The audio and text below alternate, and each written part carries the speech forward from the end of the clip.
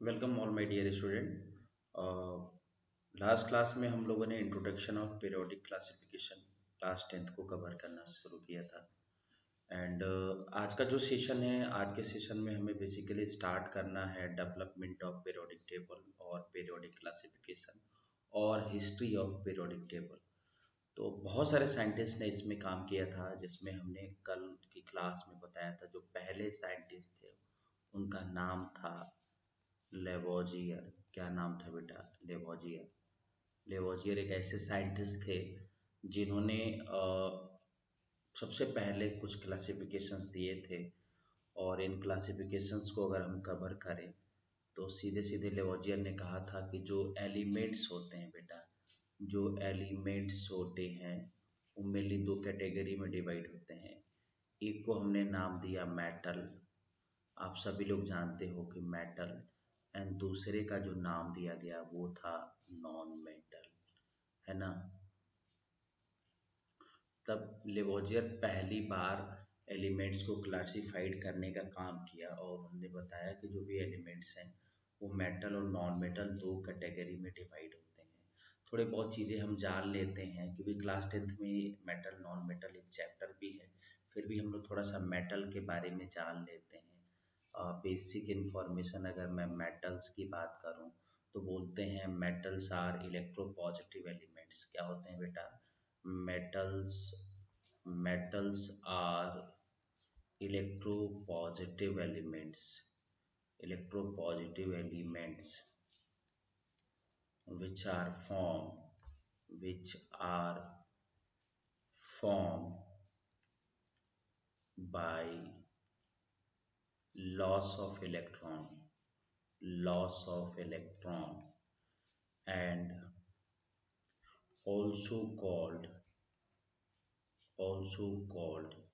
बेटा इसको हम क्या काम बोलते हैं? कैटायन। केटाइन्स का मतलब होता है कोई भी एलिमेंट जिसके ऊपर पॉजिटिव चार्ज हो। एग्जाम्पल के फॉर्म में हम लोग देख लेते हैं। तो बहुत सारे एग्जाम्पल्स हैं, मैं उन एग्जाम्पल्स को मैं अगर बताना चाहूँ तो इसमें हम लोग कह सकते हैं लिथियम है, सोडियम है, पोटेशियम है, रुबिडियम है, सीजियम है। इसके अलावा मैग्नीशियम है, कैल्शियम है, स्ट्रॉन्टियम है, बेरियम है, एल्यूमिनियम भी हम कह सकते हैं। ये सभी क्या है बेटा? मेटल्स हैं। अब कुछ बेसिक इन्फॉर्मेशन और मैं अगर आपको बताऊं तो मेटल्स के बारे में कुछ और जानकारी मैं दूं तो यार good conductor of electricity as well as heat.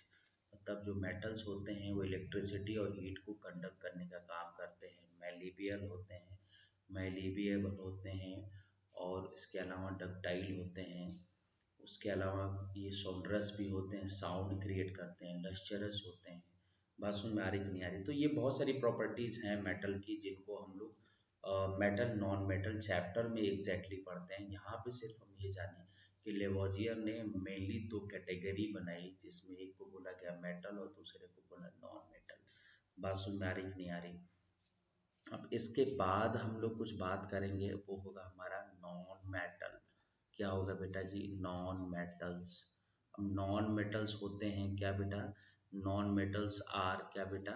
Electronegative elements. Electronegative elements, ठीक है ना। विच आर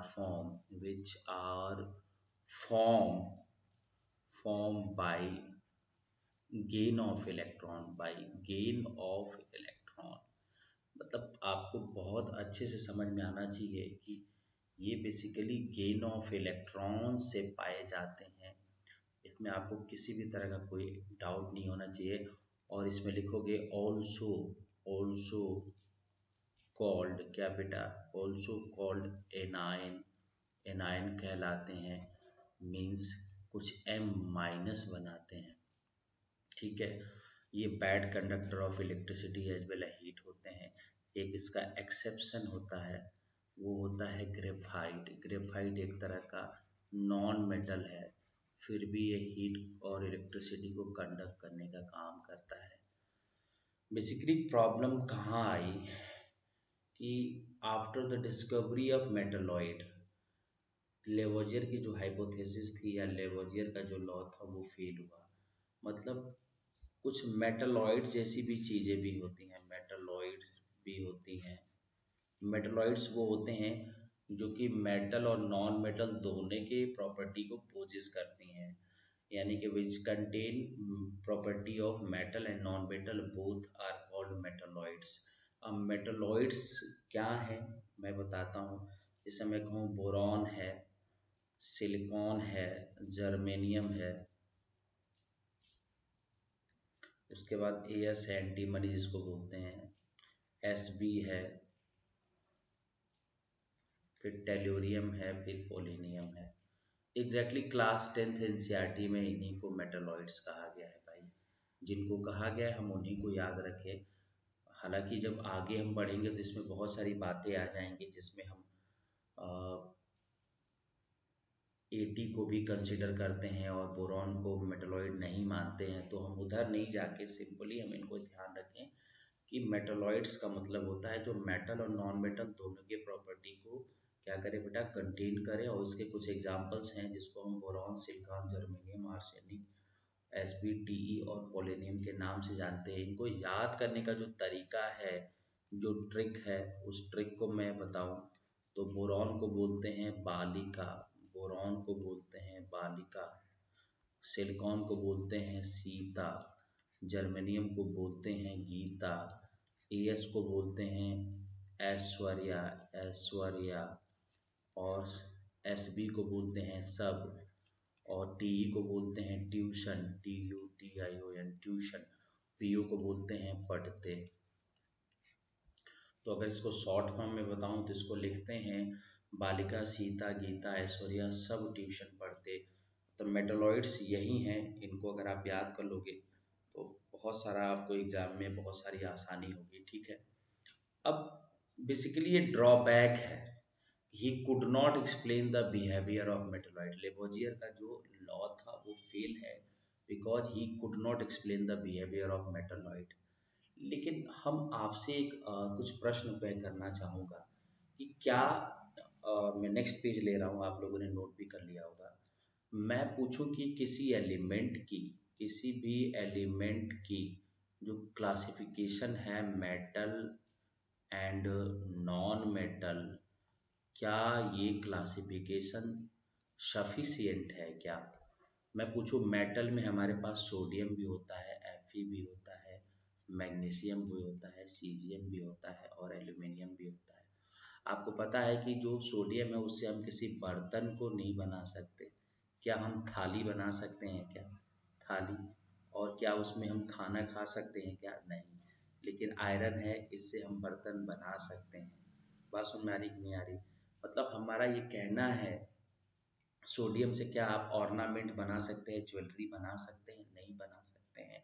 मतलब सॉलिड्स भी सब एक जैसे नहीं होते हैं, कुछ हार्ड सॉलिड होते हैं, कुछ सॉफ्ट सॉलिड होते हैं, कुछ हाईली रिएक्टिव होते हैं। जैसे मैं सोडियम की बात करूँ, सोडियम को अगर हम एटमॉस्फेयर में रख देते हैं तो ये एक्सप्लोड कर जाएगा, एक्सप्लोड कर जाएगा।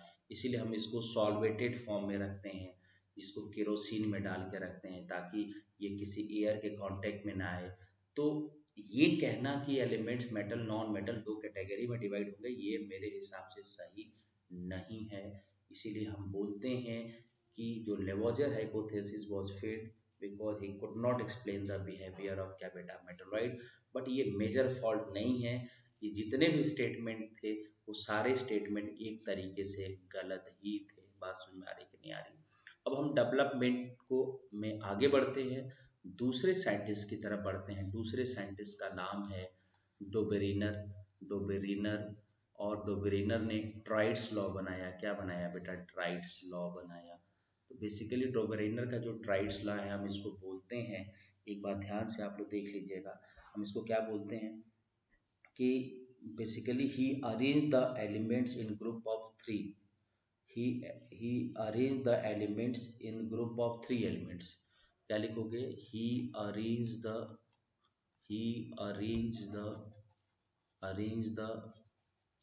elements in group of three, in group of three according to according to their similar property, their similar property.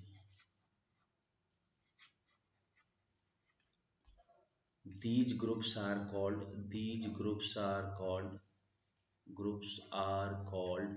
Simply बेटा बोलोगे ट्राइड्स। ये जो ग्रुप बने हैं इनको हम ट्राइड्स बोलते हैं।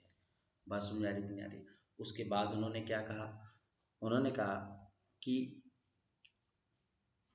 Atomic mass of middle element middle element element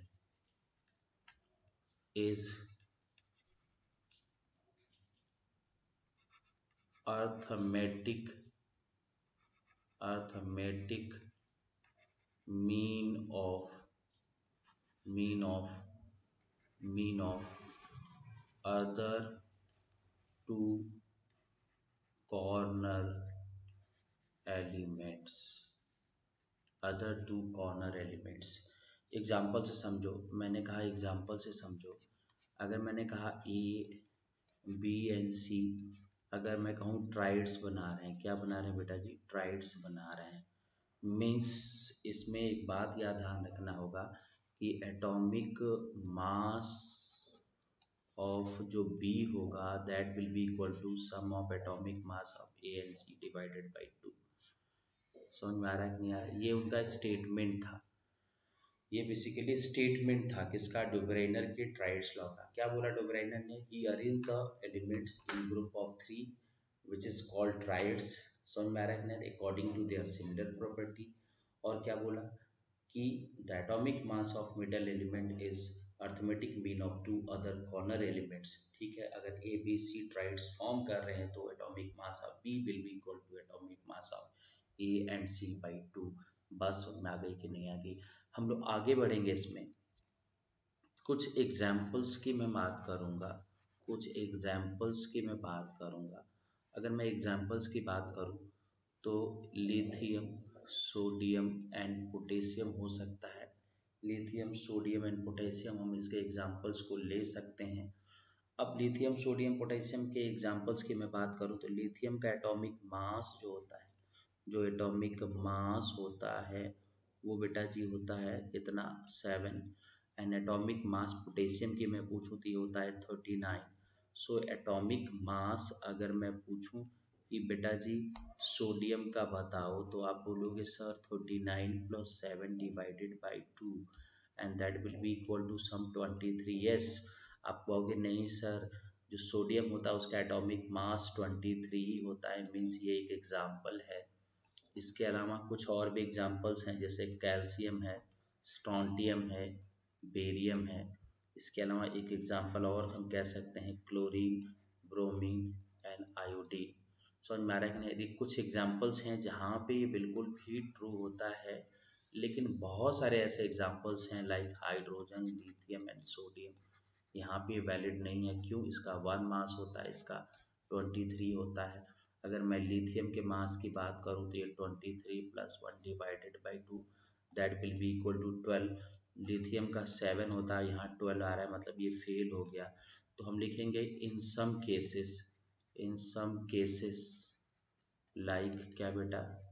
fluorine, chlorine, bromine and hydrogen, lithium and sodium it was found to be failed. ये पाया गया कि ये फेल हो रहा है, मतलब ये ड्रॉबैक हो गया इसका। क्या हो गया बेटा? इसका ड्रॉबैक हो गया। अब मैं आप लोगों से कुछ पूछूं, एक छोटी मोटी इन्फॉर्मेशन पूछूं, कुछ डेटा है, तो सबसे पहले एक चीज़ जानो कि इसके लिए कौन से एग्जाम्पल फिट होंगे, इसके लिए क्या ट्रिक हो सकता है, मैं थोड़ा सा उसको आपको जिक्र करना चाहूँगा। ट्रिक्स का मतलब ये होता है अगर कोई अगर कोई ट्राइड्स बन रहा है अगर कोई ट्राइड बन रहा है अगर कोई ट्राइड बन रहा है तो अगर उन triad suppose A B and C बना, तो जो ए से बी का डिफरेंस होना चाहिए वो बी से सी का भी डिफरेंस होना चाहिए। अगर इस तरह से same difference of atomic number पाया जाता है, एटॉमिक नंबर का जो डिफरेंस है अगर वो सेम पाया जाता है तो वो एलिमेंट्स डोबेराइनर ट्राइड्स लॉ को फॉलो करेंगे। आप बोलोगे सर कैसे, मैं बताता हूँ। जैसे लिथियम है, सोडियम है एंड आपके पास पोटेशियम है।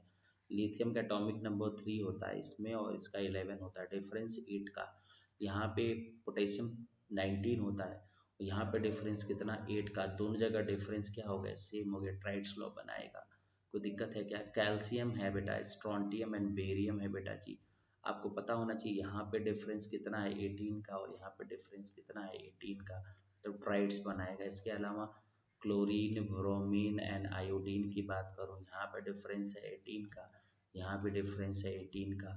मतलब हम ये कह सकते हैं, एक ट्रिक बना सकते हैं कि जहाँ कहीं पे भी ट्राइड्स फॉर्म हो रहा हो, अगर दो एलिमेंट्स के बीच में एटॉमिक नंबर का डिफरेंस अगर सेम आने लगे तो वो सारे डोबेराइनर ट्राइड्स लॉ को फॉलो करेंगे। एक बहुत ही अच्छा ट्रिक है इसको समझने का। बात समझ में आ रही नहीं आ रही कि बोलिए, सबको क्लियर हो रहा है? डोबेराइनर का ट्राइड्स लॉ क्लियर हो गया तो लिखिए डोबेराइनर ट्राइड्स लॉ को सभी लोग कॉपी में लिखिए। फिर हम लोग इसमें कुछ और बेसिक एग्जांपल्स को समझते हैं। लाइक अगर मैं आयोनाइजेशन एनर्जी की बात करता हूँ, अगर मैं आयोनाइजेशन एनर्जी की बात करता हूँ तो इसमें लिथियम एंड पोटेशियम दोनों के लिए मैं अगर आयोनाइजेशन एनर्जी की बात करता हूँ तो लिथियम के लिए जो आयोनाइजेशन एनर्जी होता है वो 8.2 होता है और इसके लिए 4.6 होता है। अगर हम सोडियम की आयोनाइजेशन एनर्जी की बात करें तो वो होगा 8.2 प्लस 4.6 डिवाइडेड बाई 2 और ये लगभग 6.4 होता है, जो कि सही भी है। सोडियम का जो आयोनाइजेशन एनर्जी होता है वो 6.4 इलेक्ट्रॉन वोल्ट ही होता है। तो ये एक केस है जो कि हम लोगों को क्या हुआ बेटा, ये भी फुलफिल करता है कि आयोनाइजेशन एक प्रॉपर्टी है, जो कि प्रॉपर्टी में लिथियम और पोटेशियम दोनों की प्रॉपर्टी को ऐड करके 2 से डिवाइड किया तो सोडियम के बराबर हुआ। इसके अलावा एक एग्जांपल और भी ले सकते हैं। वो क्या एग्जांपल होता है, जैसे हम boiling point of chlorine and iodine की बात करूँ, क्लोरीन और आयोडीन की बात करूँ तो ये आई थिंक 19 होता है और 61 होता है। लेकिन डिग्री सेंटीग्रेड अगर मैं ब्रोमीन का पूछूं तो वो कितना होगा, 61 प्लस 19 डिवाइडेड बाई 2, मतलब ये 40 डिग्री सेंटीग्रेड होता है। ये भी सही हो गया। मतलब कुछ प्रॉपर्टीज भी सही डोबेराइनर के ट्राइड्स लॉ के साथ मैच कर रहे थे, इसीलिए इसमें किसी भी तरह की कोई प्रॉब्लम नहीं होनी चाहिए। Without any hesitation. बात समझ में आ रही कि नहीं आ रही? आप लोग इसको नोट करिए फटाफट, इसको नोट करिए सब लोग, ठीक है? फिर हम लोग आगे बढ़ेंगे इसी में। इसको पहले नोट करो बेटा जी सब लोग, ठीक है ना?